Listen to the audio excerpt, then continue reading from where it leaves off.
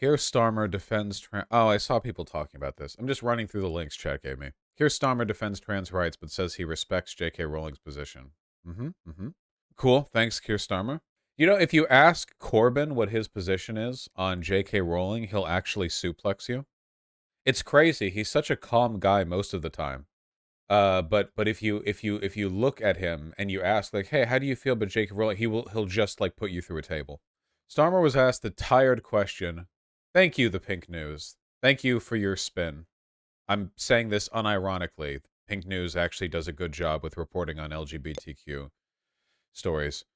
Starmer was asked the tired question about how he would define a woman after. By the way, if somebody asks you to define a woman, rock.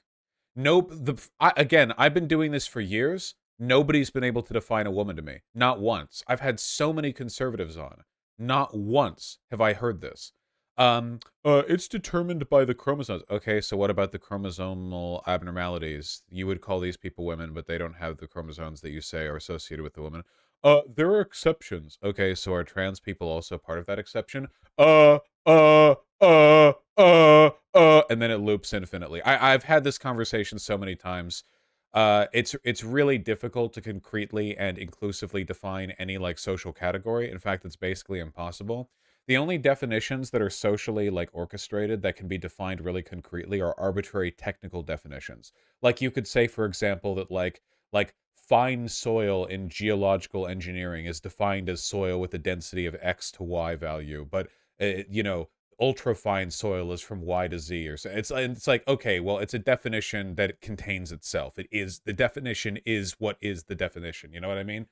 What does it mean to do X? Well, X is what it is when X. You know, it's so okay. So it's a technical definition. It exists to provide a framework by which you can distinctly group things. It's okay.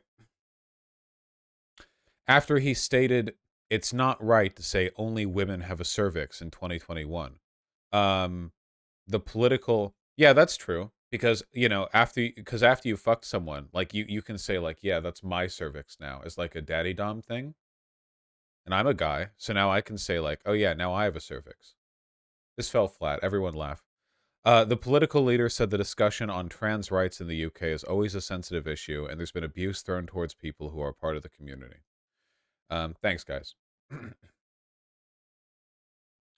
Let me start by saying the blindingly obvious for 99.9 something percent of women, it's all biological and it's very straightforward. The Labour Party has fought for women's rights for a very, very long time, for equality of pay, for equality of recognition, etc., Starmer said in the podcast. We'll fight for women's rights going into the future. He continued. So that's in a sense very straightforward, but as you will all know, there's a small number of people who do not identify with the gender they were born into, and it can be incredibly stressful. Let's see how he handles this. Maybe we can listen. So you've previously agreed that it's transphobic to say that only women have a cervix. What constitutes being a woman to you? Thank you for this question, because my life is very negatively affected by these transgenders. Sorry, I keep doing the Australian thing. I don't know. I don't respect British people. It is always a sensitive issue. Let me start by... I feel like we already have the three-head emote, and we need a variant of the three-head emote that's Australian that we can use anytime my accent invariably slips. What would be the three-head Australian emote? Like, what would you add to the three-head emote? Oh, yeah, of course. Upside down. Obviously. It's perfect. Thank you. Yeah, of course. You have to judge my accent by, like, the orientation of the three-head. Saying the blindingly obvious for 9. Aren't Australians basically British? No, Australians are stupider and braver than British people. They also don't have this weird obsession with trans people, and in that respect, they're a lot better. 99.9 something percent of women. It's all biological, and it's very straightforward. And the Labour Party has fought for women's rights for a very, very long time, for equality of pay, equality of recognition, etc. And we will fight for women's rights going into the future. So that's, in a sense, very straightforward. But as you will all know, there are a small number of people who do not identify with the gender that they were born into. And it can be incredibly stressful. And there are young people. I've said this so many times, but the conflation of gender and sex really is like 90% of the problem rhetorically. This is why I'm okay with the use of the term transsexual, and if trans people don't like it, then they can eat shit, because I'm not a fucking pussy who listens to other people. I'm not gay, thank you. Transgender and transsexual are correlative, but they don't refer to the same thing. A transgender person is just a person who isn't cisgender, easy as. Transsexual would be somebody who, you know, like the actual, like in a physiological, you know, hormones or surgery or whatever. But the conflation of gender and sex is consistently the issue that we face when it comes to this, like, explanatory bit.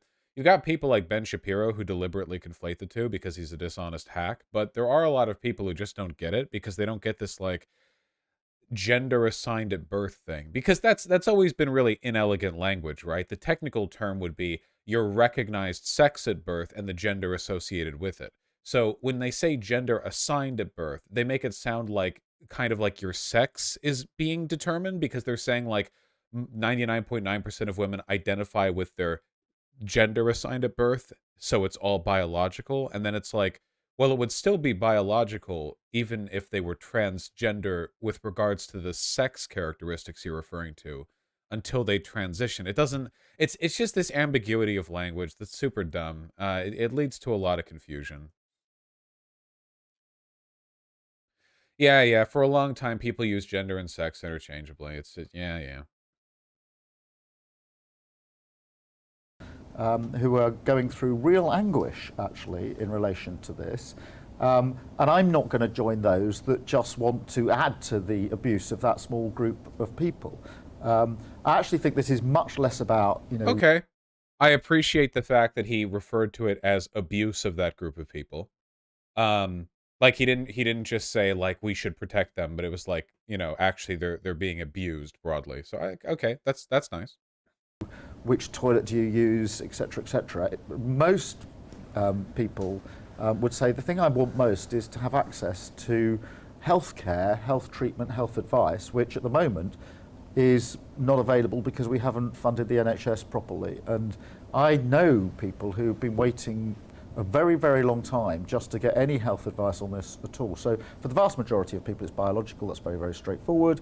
But I'm not going to just dismiss or ignore or pretend that a small group of people who don't identify with the gender they're born into don't exist in some way. Or Okay. You know, I know at some point he's going to say he's sympathetic to JK Rowling, but it's not that bad. It's not that bad. It could be a lot worse. I thought it'd be worse. You know, we'll see if it gets worse. Oh, if you want to know more about the trans healthcare NHS stuff, then you should really watch the most recent Philosophy Tube video on Abigail Thorne calling the NHS 5 trillion times or whatever. It was a nice video.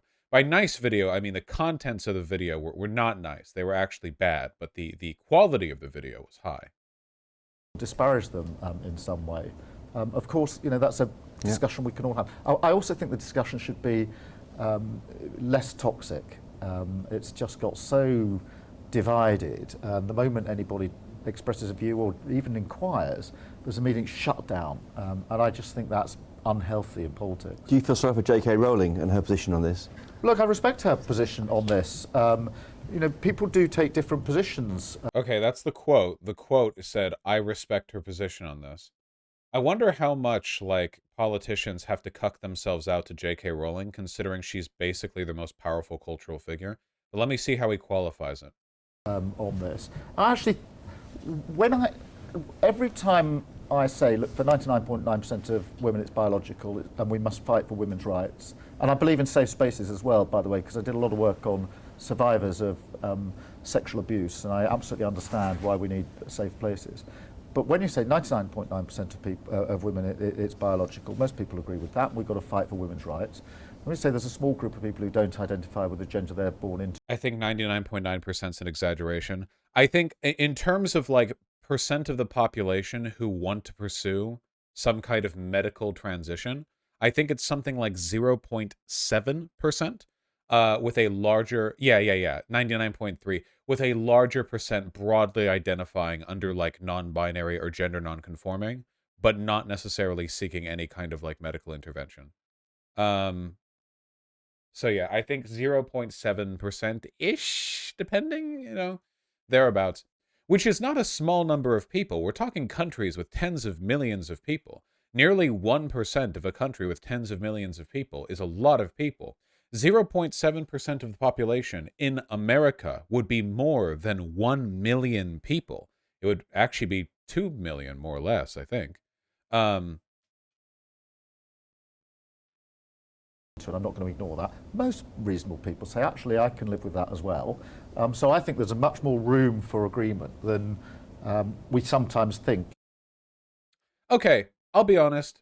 That really wasn't that bad. I expected that to be worse. Obviously, it would be nice if he could be like a radical evangelist for trans rights here, but every prescriptive statement that he made was a good one. Focus on better trans healthcare, or he's not going to pretend trans people don't exist, and yeah, so on and so forth. And yeah, could have been a lot worse. No, the source document's ancient, Taco Goat. I haven't updated that in a while.